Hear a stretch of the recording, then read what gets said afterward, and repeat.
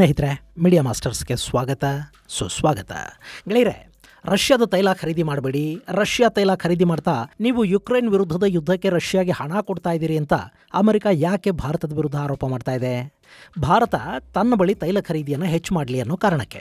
America ಜೊತೆಗಿನ ಖರೀದಿಗಳನ್ನು ಭಾರತ ಹೆಚ್ಚು ಮಾಡಿದರೆ ಅಮೆರಿಕಾಗೆ ಲಾಭ ಬರುತ್ತೆ. ಆದರೆ ಅದಕ್ಕಾಗಿ ಅಮೆರಿಕ ನಡ್ಕೊಳ್ತಾ ಇರೋ ರೀತಿ ಮತ್ತು ಭಾರತವನ್ನು ಬ್ಲಾಕ್ ಮೇಲ್ ಮಾಡೋದಕ್ಕೆ ಹೋಗ್ತಾ ಇರೋ ಪರಿ ಇವು ಖಂಡಿತ ಸರಿಯಿಲ್ಲ.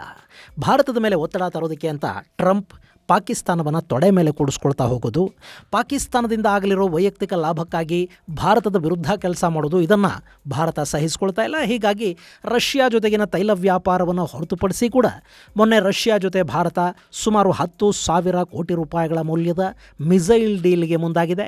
ಈಗ ಅಮೆರಿಕಾದ ಬೋಯಿಂಗ್ ಹಾಗೂ ಏರ್ ಬಸ್ಗಳಿಗೆ ಮತ್ತೊಂದು ಶಾಕ್ ಕೊಡ್ತಾ ಇರೋ ಭಾರತ ತನ್ನ ಅತಿ ವೇಗದಲ್ಲಿ ಬೆಳೀತಿರೋ ಏವಿಯೇಷನ್ ಇಂಡಸ್ಟ್ರಿಯನ್ನು ಗಮನದಲ್ಲಿಟ್ಕೊಂಡು ರಷ್ಯಾದ ಸುಖಾಯ್ ಜೊತೆ ಒಂದು ಒಪ್ಪಂದಕ್ಕೆ ಸಹಿ ಹಾಕಿದೆ. ಇನ್ನು ಮುಂದೆ ಭಾರತದಲ್ಲೇ ಪ್ಯಾಸೆಂಜರ್ ವಿಮಾನಗಳು ತಯಾರಾಗುತ್ತವೆ ಮತ್ತು ಅವು ಬೋಯಿಂಗ್ ಹಾಗೂ ಏರ್ ಬಸ್ಗಳ ಮಾರುಕಟ್ಟೆಯನ್ನು ಕಿತ್ಕೊಳ್ಳುತ್ತವೆ. ನಮ್ಮಲ್ಲಿ ತಯಾರಿ ವೇಗ ಪಡ್ಕೊಂಡ್ರೆ ಭಾರತದಿಂದ ಈ ವಿಮಾನಗಳು ಅಂತಾರಾಷ್ಟ್ರೀಯ ಮಾರುಕಟ್ಟೆಗೆ ಎಕ್ಸ್ಪೋರ್ಟ್ ಕೂಡ ಆಗುತ್ತವೆ.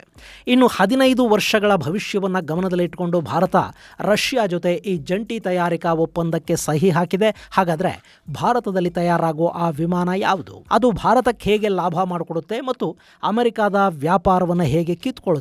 ಬನ್ನಿ ನೋಡೋಣ.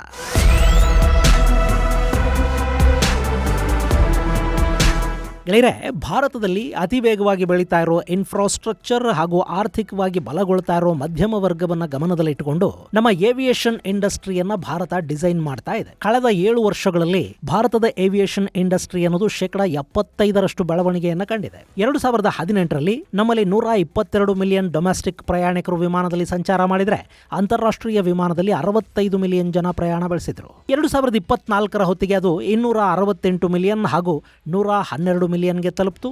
ಮುಂದಿನ ವರ್ಷ ಅಂದರೆ 2026ಕ್ಕೆ 130 ಮಿಲಿಯನ್ ಮಂದಿ ಅಂತಾರಾಷ್ಟ್ರೀಯ ವಿಮಾನದಲ್ಲಿ, 327 ಮಿಲಿಯನ್ ಮಂದಿ ದೇಸಿ ಅಂದರೆ ಡೊಮೆಸ್ಟಿಕ್ ವಿಮಾನ ಪ್ರಯಾಣಿಕರಾಗುತ್ತಾರೆ ಅಂತ ಅಂದಾಜು ಮಾಡಲಾಗ್ತಾ ಇದೆ.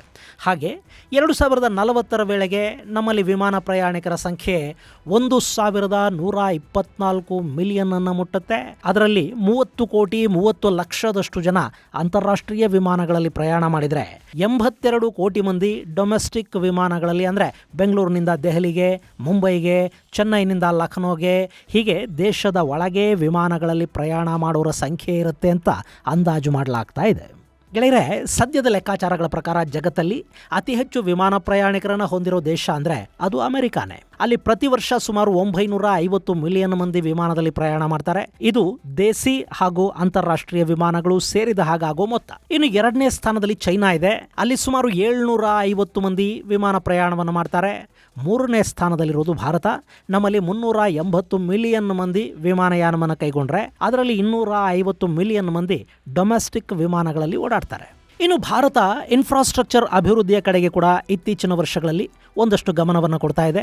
ನಮ್ಮಲ್ಲಿ ಡೊಮೆಸ್ಟಿಕ್ ವಿಮಾನ ನಿಲ್ದಾಣಗಳ ಸಂಖ್ಯೆ ಹೆಚ್ಚಾಗ್ತಾ ಇದೆ. ಈಗ ನಮ್ಮ ಕರ್ನಾಟಕನೇ ತಗೊಳ್ಳಿ, ಬೆಂಗಳೂರಲ್ಲಿ ಮಾತ್ರ ಅಲ್ಲ, ಮೈಸೂರು, ಹುಬ್ಬಳ್ಳಿ, ಮಂಗಳೂರು, ಬೆಳಗಾವಿ, ಕಲಬುರಗಿ, ವಿಜಯನಗರ, ಬೀದರ್ ಮುಂತಾದ ಕಡೆಗಳಲ್ಲಿನ ವಿಮಾನ ನಿಲ್ದಾಣಗಳಲ್ಲಿ 2022ರ ಆಗಸ್ಟ್ ತಿಂಗಳೊಂದರಲ್ಲೇ ಸುಮಾರು 25,74,000 ಮಂದಿ ಪ್ರಯಾಣ ಮಾಡಿದ್ದಾರೆ. ಅದರಲ್ಲಿ ಬೆಂಗಳೂರು ಹಾಗೂ ಮಂಗಳೂರುಗಳಲ್ಲಿನ ಅಂತಾರಾಷ್ಟ್ರೀಯ ವಿಮಾನ ನಿಲ್ದಾಣಗಳ ಮೂಲಕ 3,47,910 ಮಂದಿ ಪ್ರಯಾಣ ಬೆಳೆಸಿದರೆ ಇನ್ನುಳಿದವರು ಡೊಮೆಸ್ಟಿಕ್ ವಿಮಾನ ನಿಲ್ದಾಣಗಳ ಮೂಲಕ ಪ್ರಯಾಣ ಬೆಳೆಸಿದ್ದಾರೆ. ಗೆಳೆಯರೆ, ಇದು ಕೇವಲ 2022ರ ಆಗಸ್ಟ್ ತಿಂಗಳಲ್ಲಿ ಪ್ರಯಾಣ ಮಾಡಿದವರ ಲೆಕ್ಕ. ಇನ್ನು ನಮ್ಮಲ್ಲಿ 10-15 ವರ್ಷಗಳ ಹಿಂದೆ ವಿಮಾನ ಪ್ರಯಾಣ ಅನ್ನೋದು ಲಕ್ಸುರಿ ಅನ್ನಿಸ್ಕೊಳ್ತಾ ಇತ್ತು. ಶ್ರೀಮಂತರ ಕೈಗೆ ಮಾತ್ರ ಎಟಕುವ ದುಬಾರಿ ಪ್ರಯಾಣವಾಗಿ ಅದು ಕಾಣ್ತಾ ಇತ್ತು. ಆದರೆ ಇವತ್ತು ಹಾಗಿಲ್ಲ. ಸಾಕಷ್ಟು ಬಾರಿ ನಿಮಗೆ ರೈಲು ಹಾಗೂ ವಿಮಾನಗಳ ಟಿಕೆಟ್ಗಳ ನಡುವೆ ದೊಡ್ಡ ವ್ಯತ್ಯಾಸನೂ ಕಾಣೋದಿಲ್ಲ. ಸೊ ಮಧ್ಯಮ ವರ್ಗದ ಪ್ರಯಾಣಿಕರಿಗೆ ಕೂಡ ವಿಮಾನ ಕೈಗೆಟಕ್ತಾ ಇದೆ. ಶ್ರೀಸಾಮಾನ್ಯರು ಕೂಡ ವಿಮಾನ ಪ್ರಯಾಣ ಮಾಡೋದೀಗ ದುಬಾರಿ ಅಲ್ಲ. ಉಡಾನ್ ಯೋಜನೆಯ ಮೂಲಕ ಭಾರತ ಅದನ್ನು ಸಾಧ್ಯವಾಗಿಸಿದೆ. ಹೀಗಿರುವಾಗ ಮುಂದಿನ ದಿನಗಳಲ್ಲಿ ನಮ್ಮಲ್ಲಿ ಏರ್ಪೋರ್ಟ್ಗಳ ಸಂಖ್ಯೆ ಮತ್ತಷ್ಟು ಹೆಚ್ಚಾಗುತ್ತೆ. ಜಿಲ್ಲಾ ಮಟ್ಟದಲ್ಲಿ ಸಣ್ಣ ಸಣ್ಣ ಏರ್ಪೋರ್ಟುಗಳು ಶುರು ಆಗುತ್ತವೆ. ಅಲ್ಲಿಗೂ ವಿಮಾನಗಳು ಓಡಾಡಬೇಕು ಮತ್ತು ಆ ವಿಮಾನ ಪ್ರಯಾಣ ತುಂಬ ದುಬಾರಿ ಕೂಡ ಇರಬಾರ್ದು. ಹಾಗೆ ವಿಮಾನಯಾನ ಸಂಸ್ಥೆಗಳಿಗೆ ಕೂಡ ಅದು ಲಾಭವನ್ನು ತಂದು ಕೊಡಬೇಕು. ಅದು ಸಾಧ್ಯ ಆಗಬೇಕು ಅಂದರೆ ಡೊಮೆಸ್ಟಿಕ್ ಪ್ರಯಾಣಕ್ಕಾಗಿ ಸಣ್ಣ ಹಾಗೂ ಕಡಿಮೆ ಇಂಧನ ವೆಚ್ಚದ ವಿಮಾನಗಳು ಬೇಕು. ಈಗ ಆ ವಿಮಾನಗಳನ್ನು ಭಾರತದಲ್ಲೇ ತಯಾರು ಮಾಡಿಕೊಳ್ಳೋದಕ್ಕೆ ಪ್ರಯತ್ನಗಳು ಆರಂಭ ಆಗಿವೆ ಮತ್ತು ಅದಕ್ಕಾಗಿ ರಷ್ಯಾದ ರಷ್ಯಾದ public joint stock company United aircraft corporation PJSC, UAC ಹಾಗೂ HAL ನಡುವೆ ಒಪ್ಪಂದಕ್ಕೆ ಸಹಿ ಬಿದ್ದಿದೆ. ಗೆಳೆಯರೆ, ಈ ವಿಮಾನಗಳನ್ನು SJ-100 ಅಂತ ಕರೀತಾರೆ. ಸುಖಾಯ್ ಸೂಪರ್ಜೆಟ್ 100 ಅಂತ. ಇದು ಪ್ರಯಾಣಿಕರ ವಿಮಾನ. ಸುಮಾರು 75ರಿಂದ 100 ಮಂದಿ ಪ್ರಯಾಣಿಕರನ್ನು ಹೊತ್ತೊಯ್ಯಬಲ್ಲ ಮೀಡಿಯಂ ಸೈಜ್ ನ್ಯಾರೋ ಬಾಡಿ ವಿಮಾನ ಇದು. ಟ್ವಿನ್ ಇಂಜನ್ ವಿಮಾನ. ಈ ಟ್ವಿನ್ ಇಂಜನ್ ವಿಮಾನ ಗಂಟೆಗೆ 830 ಕಿಲೋಮೀಟರ್ ವೇಗದಲ್ಲಿ ಪ್ರಯಾಣ ಮಾಡುತ್ತೆ. ವಿಮಾನ ಚಿಕ್ಕದು, ಹೀಗಾಗಿ ಇಂಧನ ಬಳಕೆ ಕೂಡ ಬೋಯಿಂಗ್ ಏರ್ಬಸ್ಗಳಿಗೆ ಹೋಲಿಕೆ ಮಾಡಿದರೆ ಕಡಿಮೆ ಇರುತ್ತೆ. ಸಾಮಾನ್ಯವಾಗಿ ಡೊಮೆಸ್ಟಿಕ್ ವಿಮಾನಗಳಲ್ಲಿ ಏಕಕಾಲಕ್ಕೆ 200-300 ಪ್ರಯಾಣಿಕರು ಇರೋದಿಲ್ಲ. ಹೀಗಾಗಿ ದೊಡ್ಡ ವಿಮಾನಗಳಲ್ಲಿ ಲಾಭದಾಯಕ ಅಲ್ಲ. ಕಡಿಮೆ ಪ್ರಯಾಣಿಕರನ್ನು ಕರ್ಕೊಂಡು ಹೋಗಬಲ್ಲ ಸಣ್ಣ ಸಣ್ಣ ವಿಮಾನಗಳ ಅಗತ್ಯ ಇಲ್ಲಿ ಹೆಚ್ಚಿರುತ್ತೆ. ಅದಕ್ಕೆ ಈ ಸುಖಾಯ್ ಸೂಪರ್ ಜೆಟ್ಟುಗಳು ಅತ್ಯುತ್ತಮ ಆಯ್ಕೆ ಅನ್ನಿಸ್ಕೊಳ್ಳುತ್ತವೆ. ಹಾಗೆ ಈಗಾಗಲೇ ಜಗತ್ತಿನ ಸುಮಾರು 16ಕ್ಕೂ ಹೆಚ್ಚು ಏವಿಯೇಷನ್ ಕಂಪನಿಗಳು ಈ ವಿಮಾನಗಳನ್ನು ಬಳಸ್ತಾ ಇವೆ. ಸದ್ಯಕ್ಕೆ 2018ರ ಲೆಕ್ಕಾಚಾರಗಳ ಪ್ರಕಾರ ಸುಮಾರು 200ಕ್ಕೂ ಹೆಚ್ಚು ಈ SJ-100 ವಿಮಾನಗಳು ಆಪರೇಟ್ ಆಗ್ತಾ ಇವೆ. ಇನ್ನು ಈ ವಿಮಾನಗಳ ತಯಾರಿಗೆ HAL ರಷ್ಯಾದ ಯುನೈಟೆಡ್ ಏರ್ಕ್ರಾಫ್ಟ್ ಕಾರ್ಪೊರೇಷನ್ ಜೊತೆ ಒಪ್ಪಂದಕ್ಕೆ ಸಹಿ ಹಾಕಿದ್ದು. ಇವು ಸಂಪೂರ್ಣವಾಗಿ ಇನ್ನು ಮುಂದೆ ಭಾರತದಲ್ಲೇ ತಯಾರಾಗತ್ವೆ. HAL ಇದನ್ನು ತಯಾರು ಮಾಡುತ್ತೆ. ಹಾಗೆ ನೋಡಿದರೆ ಗೆಳೆಯರೆ, ಈ ಹಿಂದೆ ಕೂಡ ಭಾರತದ HAL ನಮ್ಮಲ್ಲೊಂದು ಸಣ್ಣ ಪ್ಯಾಸೆಂಜರ್ ವಿಮಾನವನ್ನು ತಯಾರು ಮಾಡ್ತಾ ಇತ್ತು. ಅದು ಟರ್ಬೋ ಪ್ರಾಪ್ ವಿಮಾನ ಆಗಿತ್ತು. ಸುಮಾರು 45ರಿಂದ 55 ಮಂದಿ ಪ್ರಯಾಣಿಕರನ್ನು ಹೊತ್ತೊಯ್ಯುವ ಸಾಮರ್ಥ್ಯ ಇದ್ದ ವಿಮಾನ ಅದು. 1950ರ ದಶಕದ ಆ ವಿಮಾನ ಯುನೈಟೆಡ್ ಕಿಂಗ್ಡಮ್ನ ಹ್ಯಾಕರ್ ಸಿಡೆಲಿ ಕಂಪನಿಯದ್ದಾಗಿತ್ತು. ಅದನ್ನು HS-478 ಆವ್ರೋ ಅಂತ ಕರೀತಾ ಇದ್ರು. ಆ ವಿಮಾನವನ್ನು 1961ರಲ್ಲಿ ಭಾರತದ HAL ಲೈಸೆನ್ಸ್ ಅನ್ನು ಪಡ್ಕೊಂಡು 61ರಲ್ಲಿ ನಮ್ಮಲ್ಲಿ ತಯಾರು ಮಾಡೋದಕ್ಕೆ ಶುರು ಮಾಡ್ತು. 1984ರವರೆಗೆ ನಮ್ಮಲ್ಲಿ ವಿಮಾನಗಳು ತಯಾರಾದವು. ಸುಮಾರು 89 ವಿಮಾನಗಳನ್ನು ನಮ್ಮ ಬೆಂಗಳೂರಿನ HAL ಘಟಕದಲ್ಲಿ ತಯಾರು ಮಾಡಲಾಯಿತು. ಗೆಳೆಯರೆ, ಅವತ್ತಿಗೆ ನಮ್ಮಲ್ಲಿ ಏವಿಯೇಷನ್ ಅನ್ನೋದು ತುಂಬ ಬೆಳೆದಿರಲಿಲ್ಲ. ಹೀಗಾಗಿ ಈ ವಿಮಾನಗಳನ್ನು HAL ಭಾರತೀಯ ಸೇನೆಗೆ ಕೊಡ್ತು. VIP ಬಳಕೆಗಾಗಿ ಸೇನೆ ಈ ವಿಮಾನಗಳನ್ನು ಬಳಸ್ತಾ ಇತ್ತು. ಆದರೆ ವಿಮಾನಗಳಲ್ಲಿ ಸಾಕಷ್ಟು ಬದಲಾವಣೆಗಳಾಗಿ ಆಧುನಿಕ ವಿಮಾನಗಳನ್ನು ಬೋಯಿಂಗ್ ಮತ್ತು ಏರ್ ಬಸ್ಸುಗಳು ತಯಾರು ಮಾಡೋದಕ್ಕೆ ಶುರು ಮಾಡಿದ ಮೇಲೆ ಈ ಸಣ್ಣ ವಿಮಾನಕ್ಕೆ ಬೇಡಿಕೆ ಕೂಡ ಇಲ್ಲದ ಹಾಗಾಯಿತು. ಹಾಗೆ ಲೈಸೆನ್ಸ್ ಅವಧಿ ಕೂಡ ಮುಕ್ತಾಯ ಆಯಿತು. ಸೊ 1974ರಲ್ಲಿ HAL ಇದರ ತಯಾರಿಯನ್ನು ನಿಲ್ಲಿಸ್ತು. ಇದಾದ ನಂತರ ಭಾರತದಲ್ಲಿ ವಿಮಾನಗಳ ತಯಾರಿ ಆಗಲಿಲ್ಲ. ನಾವು ಬೋಯಿಂಗ್ ಏರ್ ಬಸ್ಗಳಿಗೊಂದಷ್ಟು ಬಿಡಿ ಭಾಗಗಳನ್ನು ತಯಾರು ಮಾಡಿಕೊಡ್ತೀವಿ ಅನ್ನೋದು ನಿಜ. ಆದರೂ ನಮ್ಮಲ್ಲೇ ಪ್ಯಾಸೆಂಜರ್ ವಿಮಾನಗಳ ತಯಾರಿ ನಡೀತಾ ಇರಲಿಲ್ಲ. ಇನ್ನು ಈಗ ಆವ್ರೋ ಪ್ರೊಡಕ್ಷನ್ ನಿಂತು 41 ವರ್ಷಗಳ ನಂತರ ಭಾರತ ಮತ್ತೆ ಪ್ಯಾಸೆಂಜರ್ ವಿಮಾನಗಳ ತಯಾರಿಗೆ ಕೈ ಹಾಕ್ತಾ ಇದೆ.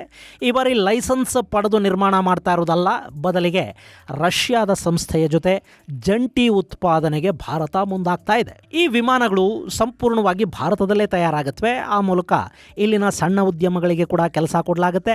ಹಾಗೆ ಈ ಯೋಜನೆ ಭಾರತದಲ್ಲಿ ಸಾವಿರಾರು ಮಂದಿಗೆ ಪ್ರತ್ಯಕ್ಷ ಹಾಗೂ ಪರೋಕ್ಷ ಉದ್ಯೋಗಾವಕಾಶಗಳನ್ನು ಕೂಡ ಕಲ್ಪಿಸಿಕೊಡುತ್ತೆ.